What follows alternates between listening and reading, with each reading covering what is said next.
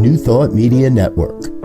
We are a global broadcast network of positive music, media, and entertainment, inspiring humanity's evolution along the journey of enlightenment and creating a world of love, peace, empowerment, and prosperity for all. New Thought Media Network. Positively inspiring.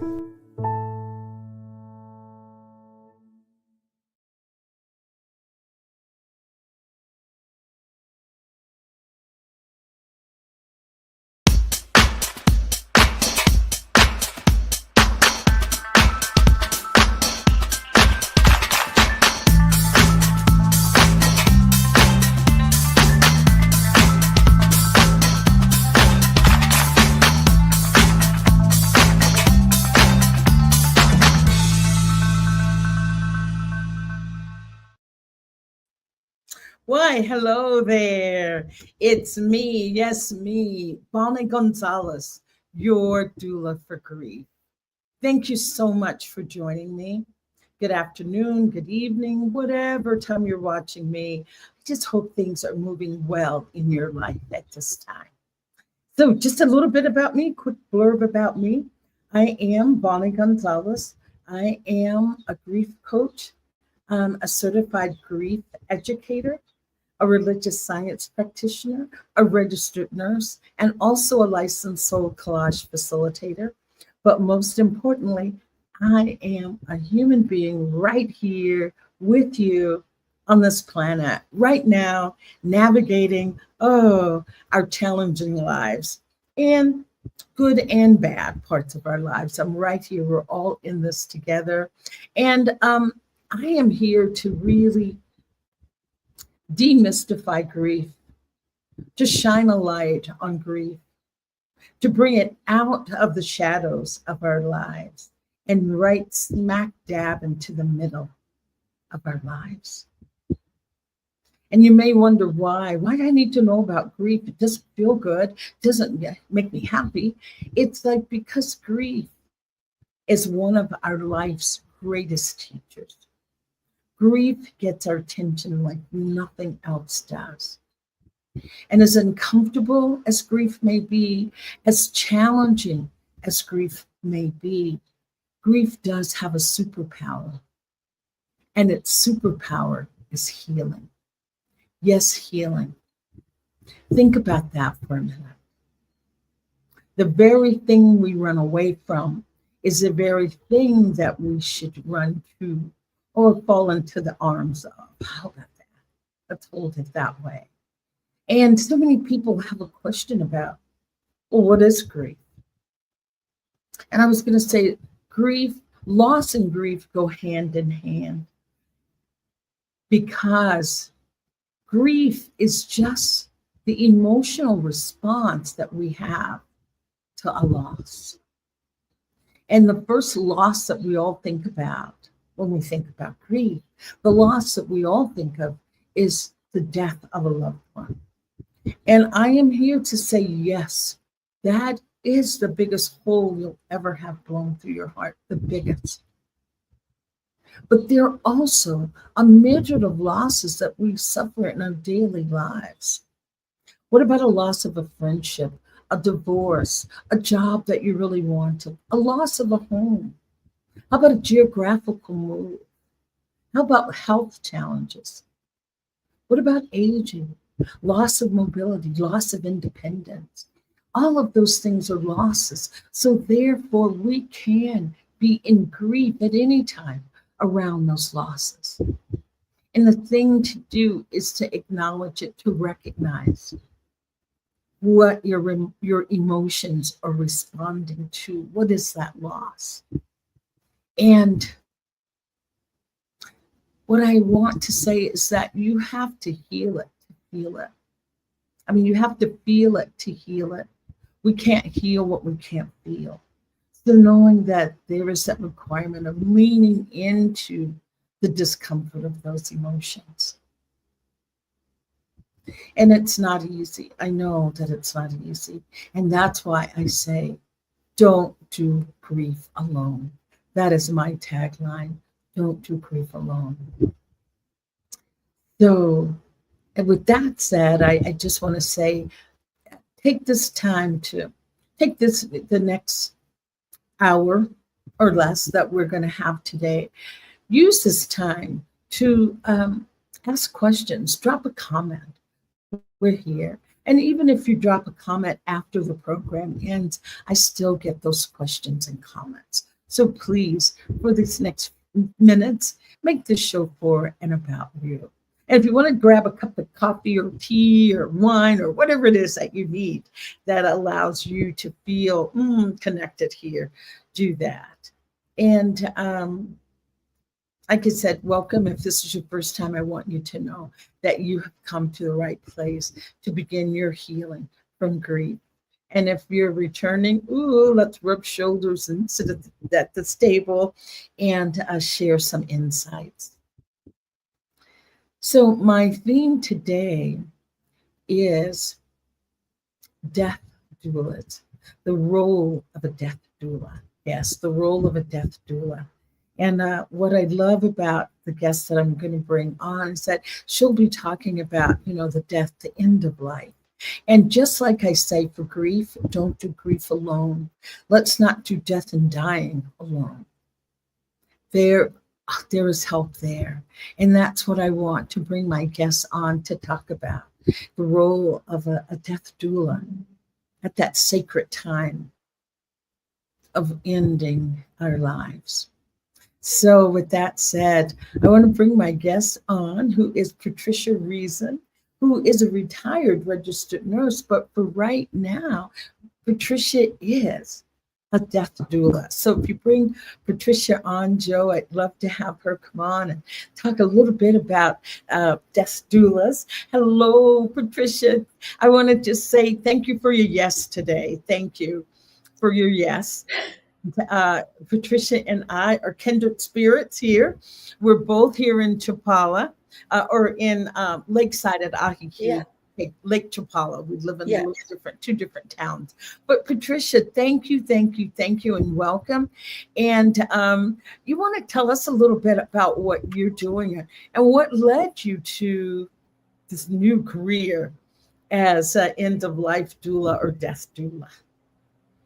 Well, thanks, Bonnie. First, I got to say you did a beautiful introduction. I was taking notes like crazy. So I'll quiz you later. Yes. What led me to do this work? And I kind of fell into it.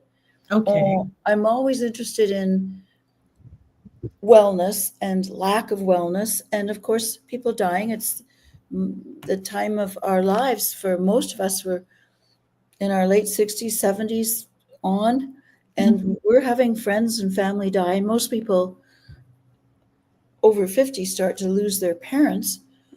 And so most people you talk to have a sense of what it's like to grieve a parent. And then unfortunately friends. But I took the course with Wilka Rogue. It was a wonderful program. And I came across the program through Loretta Downs, who lives here in Ahihik, the lakeside area. And she's always doing courses on how to think about your dying like you're living, like you would your education, like you would your marriage, your family. You plan for those things. So she's extremely helpful in getting you to do that. And none of us want to do it, but it feels good when you get the blocks in place so that you don't leave a mess for your family. So she introduced us to the Death Doula program, and I took it. It was, and I've taken other courses along with it, and it just kind of slid into it. A couple of friends phoned me up and said, well, one of the husband had an operation and he wasn't doing well. Could you come and see him? Because they knew I was an ex-nurse. If this isn't the kind of thing you want to hear from me, just stop me. So I went over to their house, And I looked at his feet and I looked at the nurse who was cleaning them and I went, oh, this is really bad. Mhm. And his wife wasn't able to acknowledge that. She just wanted him to get better. Yeah. And he'd Yes. had an operation that he should have recovered from, and he didn't. And he died about 2 weeks later. So I went back and forth. And because I was in the death doula community, I phoned up one of my friends who knows everything and everybody. He came over, he brought a friend. We bonded together, and we got him into a nursing home, a fabulous like retirement home nursing. They had to take him to the hospital, and he died really quite rapidly. And his wife was in great pain and denial. And I still hang out with her sometimes, and she's getting stronger.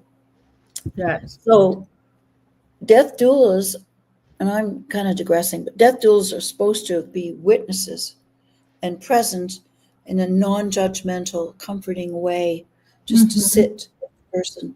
And usually there's, a spouse to help, or children to help, or friends to help. And you're there to kind of maybe be the glue. And that's what it felt like to me. So that first experience was very moving. I was in tears, and good tears. And I think I cried for his spouse who couldn't cry. Oh, That's yeah. my first experience that just kind of evolved and happened. And I went there because I could go there. I was able to, and I was needed. So I went like another human being to help another human being. Yeah. And my next experience was with a friend of mine.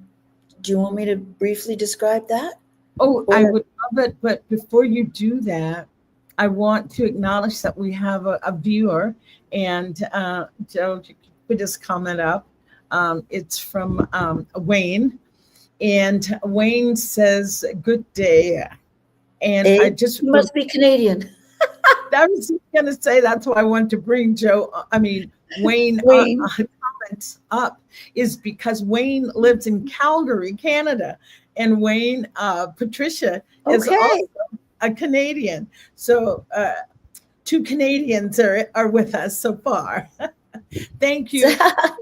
And condolences again to Wayne. Wayne just lost his mother in May.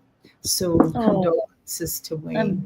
Yes, Wayne. Yeah. Condolences. Patricia, and you were going to describe another client that you were with, but I wanted to say something. I think this is important that I acknowledge this, that, what a great humanitarian you are, what a great, kind and caring person that you are, that you want to go and be with someone that that is dying. And I wanted to offer that not everyone can do that. Not everyone can do that.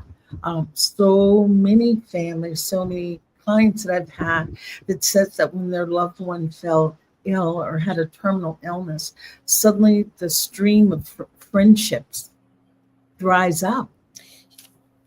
So you want to, yeah. I have. I don't know if this is the right time, but just please. Speaking about that, there was a play put on, and Bonnie, I can't remember if you were at the play. It was in Chapala. At it was at the Anglican Church, maybe, and it was put on by 4 people with dementia.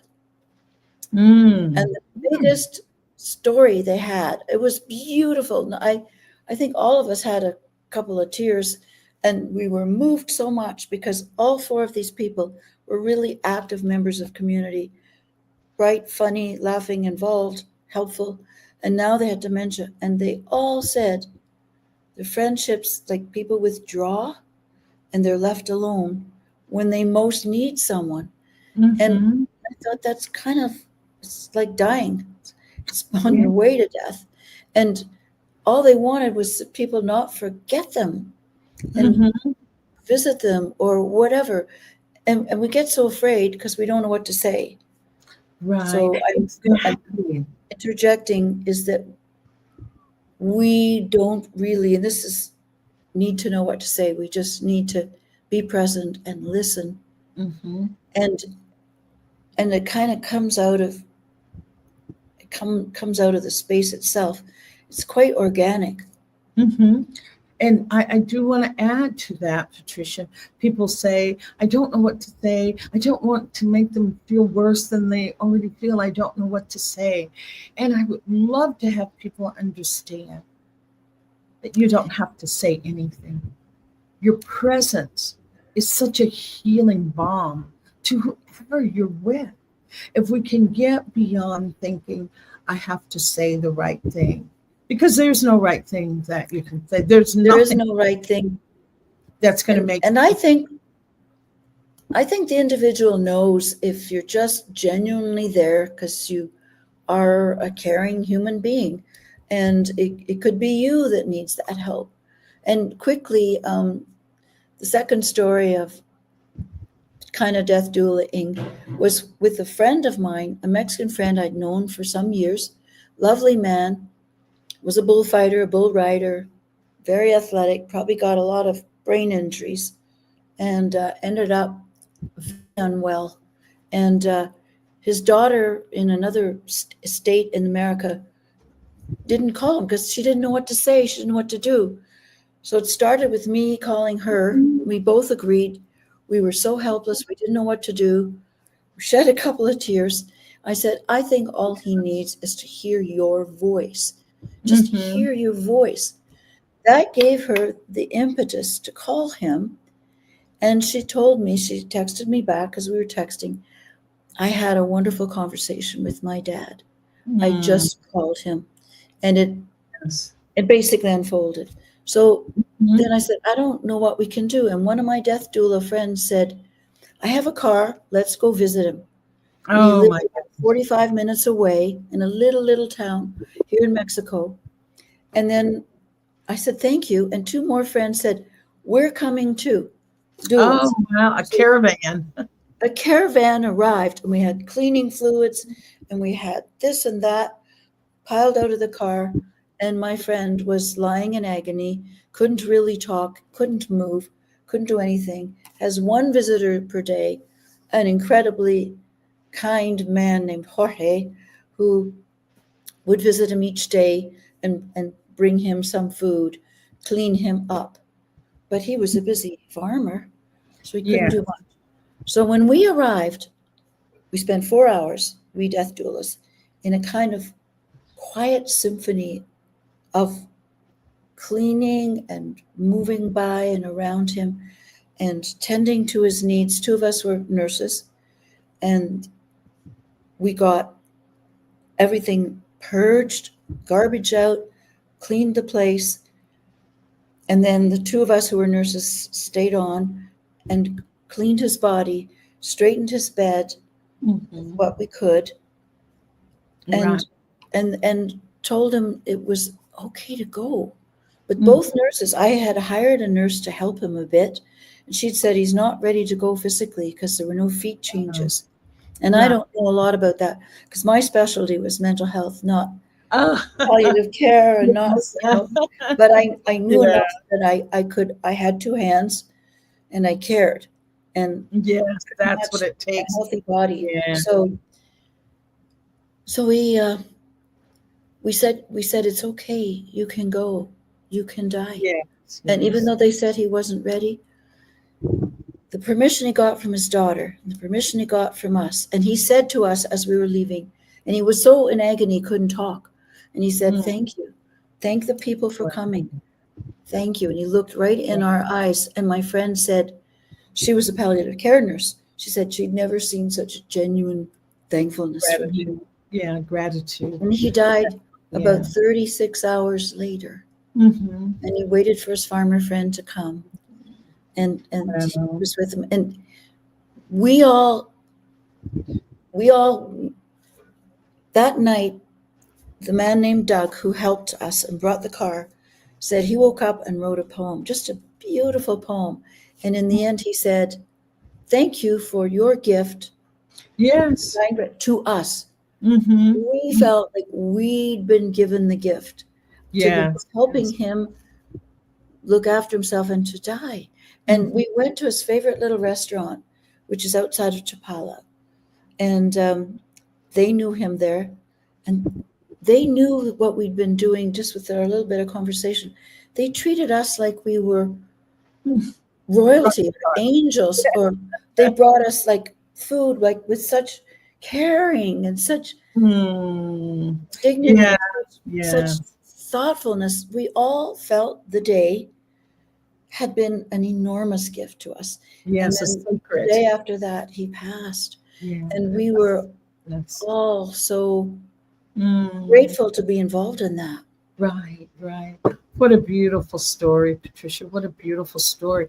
And it above and beyond of taking care of someone else that is dying, and that's in such agony, the fact that you gave from your heart. When you talk about going to that restaurant, they gave from their heart. They did. The energy we put out is the energy that comes back. Oh my gosh. That is the energy that comes back to us. So just remembering that too. Not that Thank you for saying that. Because we want something, but it just naturally comes back to us. And there were no egos involved in this. It was just, we can do something. We will go and see what we can do, and we will do our best. And it was even in the room at the time. And I think my friend who was dying, I think he felt that peaceful energy. He was suddenly able to speak real words, whereas he was in such pain, it was just garbled. And then he just got very clear, and we felt the peace. Yes. So that's true. It does come back. Yes, it does. And I wanted to ask you were talking about the people that were helping. A person was a nurse. Are there requirements to be a death doula? What is the requirement to be a death doula? I think just the willing to show up and listen and be present. Yes. I think, I mean, I'm only speaking from my tiny angle, and it does take energy, and you do feel grief, but it's so worth it. We can both say that because we've been on that side and experiencing. And what I want to say is that I always thought that death was the number one subject not talked about. But I hear that grief is the number one subject. So here we are tackling both, pioneers of bringing grief and death into the spotlight of our lives. It is, I don't want to get, oh yes, go ahead. No, I just want to say one thing. I had a friend and I said, I'm going to do the death doula program. And he said, well, I'm much more concerned with living. I'm not going there. And I said, but death is part of living. I mean, it's the continuum for all of us. And I don't think it's morbid. I think it's not morbid. It's like acknowledging your vulnerability and sitting with it and opening up to others. And then there you go in a bigger life. Yeah, but we can say that. We can say that because we know that. Oh, and I come from a Buddhist background, and there was Buddhism talks about first learn about death, then learn about other things. And the other is that we cannot accept living until we accept dying, and then we can move joyfully into living. So I love that. Yeah, withholding a big piece of the joy that we could experience in life because we don't accept death. We don't talk about death. And I'm not here to make people feel bad about that at all. I'm just here to enlighten, to bring some awareness around how we do not talk about death. You want to clear the room, bring that up, right? Well, that's like Loretta, who's a really big believer in dealing with dying, says, sometimes I can kill a dinner party. She didn't use the word kill. I'm using the word kill. Right. People scatter. Oh no, Loretta's coming. Yes, and also I've talked about this before on the show about Death Cafe, the big Yes, movement yes. that started in the UK, and their tagline is, it's Death Cafe, talking about death won't kill you, and Well, I that's love good. that. I love that, and I think we do need to have opportunities where we can talk about death. There's no, what is that? There's no way around death. That's what I was saying. There's no way Yeah. around it. We can avoid it. We can tiptoe. We all have have an expiration date, and accepting that and allowing ourselves to really feel free to talk about death, even if you talk about I am so afraid of death. Starting a conversation Yeah. around. Thank you. And Bonnie, that made me think about I went to Death Over Dinner. I haven't heard of that one. Oh my gosh! Tell us about. There's you can find everything in these little towns where we live, and I went, and a couple of other doulas went, and some other people who weren't doulas, and that table for dinner never stopped talking. It was animated, it was fun, we were laughing, and death was the main subject. Death was on the menu. Death was the main entree. Yeah, but it was like really fun. Yes, it was open. And that's what I find with Death Cafe. Also, we break up into small groups. I mean, there's laughter. People are jovial. You think, what are they talking about? And when you say death, it's like, no.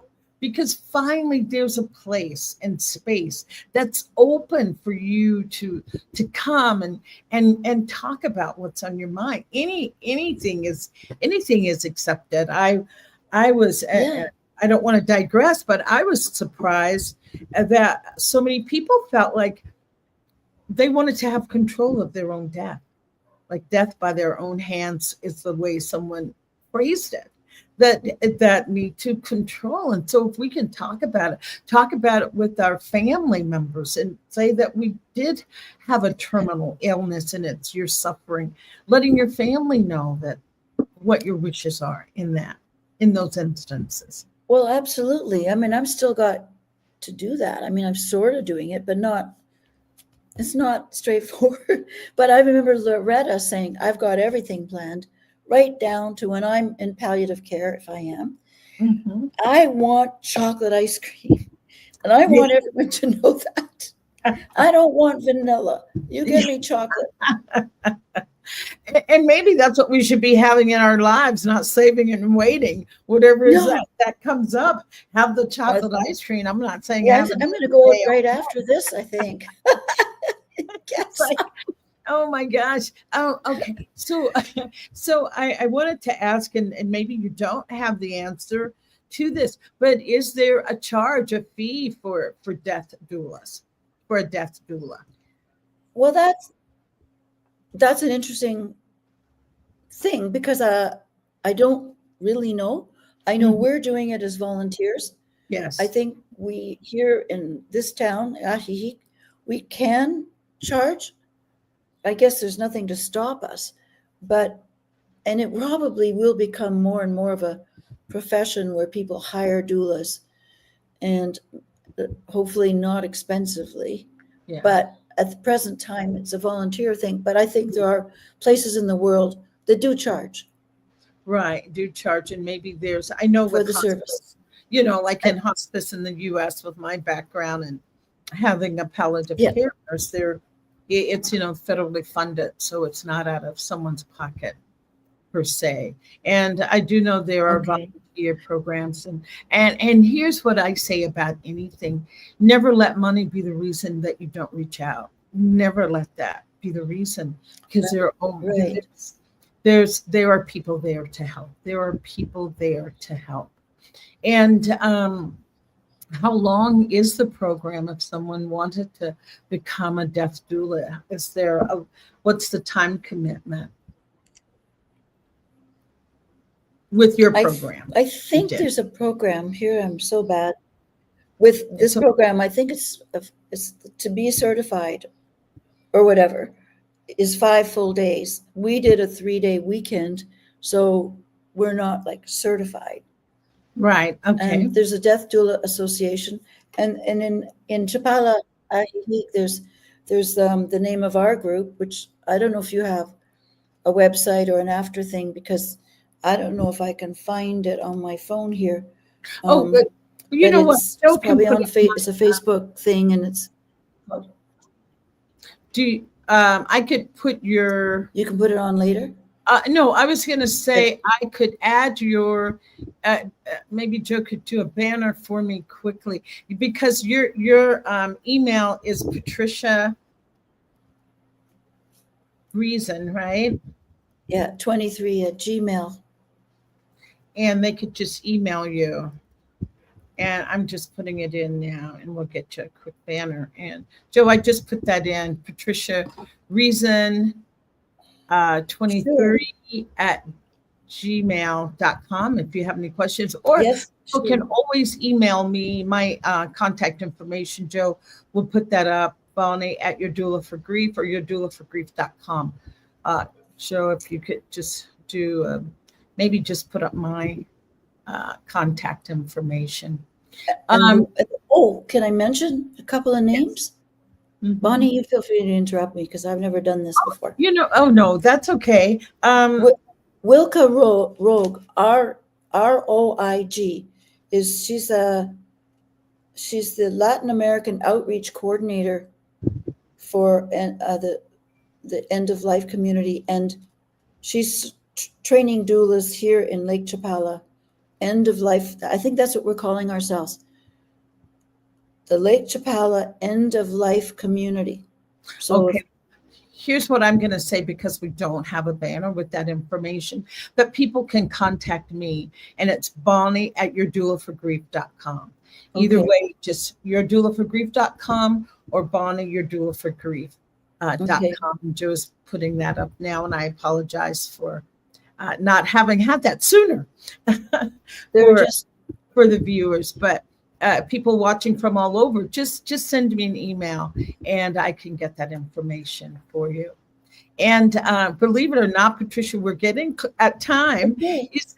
But I know, I just wanted to ask you, is there any take-home message that you would like to leave the viewer with about end-of-life doulas? Well, I think I would say, if you know someone who's ill, you don't have to be an expert. You don't have to have the answers or know what to say.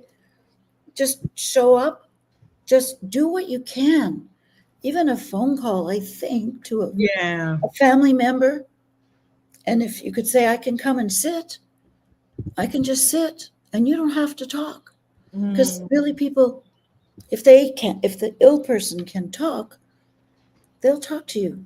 And if not, you could just sit there, and at least the family who's helping this person die has some support. And then things just build. That's what I see. So be present. I've said this before, I say it, be present, like show up, be present, listen. It will come from that. And that's what I found. Yes, Patricia, thank you. Your internet was breaking up a little bit, but I want to echo just what you said. Listening is the best medicine ever. And your presence and just listening. You don't need any credentials for that. Nothing. No. You have credentials that they're called human. Being human is your credential. Thank you. That's the best one. And you help the family. You help the caregivers. Because everybody's kind of trying to find their way. Mm-hmm. And I don't think we ever get to where we know the way is. We're just present. And we care. And we figure it out. Thank you, Patricia. Thank you. Oh, I'd love to have you back I'd love to have you back again. Share Anytime, more kiddo. stories with us about your being a death doula. So I so appreciate you. And the world needs more of you. The world needs more of you. Like I More of said, you, kid. More of you. yes, Bonnie. more Really. of us. How's that? More of us. More of Yeah, us. and this group I'm Leading the with, way. I couldn't have gotten through without the group, the Death Doula group, because we have a little WhatsApp chat, and you can put on what you're feeling, and people respond to you, and you Yeah. don't feel alone. And Mhm. that's the thing. We don't want to be alone. We need through this. community. We need community. Whatever we're doing, we need Yes. community. Yeah. Thank you. Okay. Yeah. Thanks, Chris, Bonnie. thank you. And hang around backstage, okay? Okay, I will. Yes. Beautiful. International Death Doulas, I know, is a website, International Okay, Death good. Doulas. So, yes, check that out. And I want to take a minute to kind of talk about a few things. I want to, Joe, if you just show, I've just written a book on grief. It's called Blindsided by Grief. And that's going to be published here in no time flat. And I'll let you know when it's available. But just to get yourself ready to accept this into our world, Blindsided by Grief, and it's talking about 5 essential components that are necessary to heal and move through grief.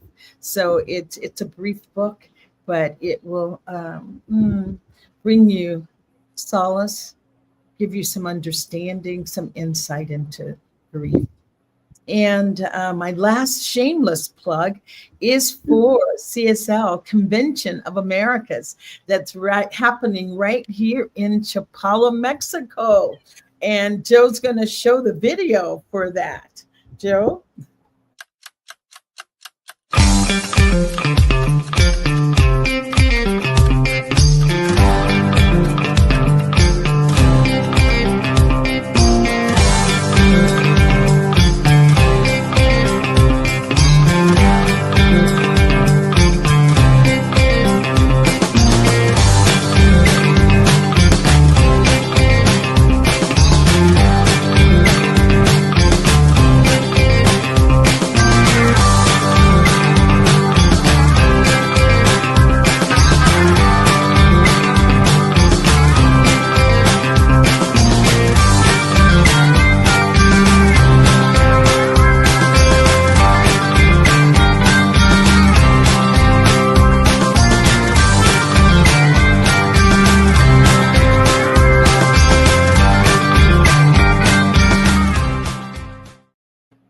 Thank you so much, Joe.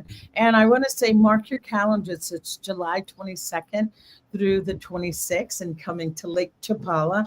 You fly into Guadalajara, and we're only like 30 minutes south, and you can be here. And it's a beautiful, heart opening, heart expanding, consciousness raising convention. And this year I get to be a presenter as well. And I will be presenting Healing Our Grief with Soul Collage. So please mark your calendars now and just go to csl.org and we can get more information there. So in the meantime, again, thank you for being here. Wayne, I know you're out there in Wayne's world, as I like to say. Wayne's a regular viewer for Your Doula for Grief. But I want to just take this time and I want to close our program with thanking Patricia for being here and shedding insight on a beautiful program to allow us to die with dignity. And that, I think, is just vital. So with that, I say thank you for watching. But what I want you to do once this program ends is I want you to go to the mirror and I want you to look yourself in the eye. And I want you to say, what do I need today? What do I need today? And whatever comes up, I want you to honor it and do it. Grief is a journey. Death and dying is a journey. After the death, there is grief for those that are us that are here.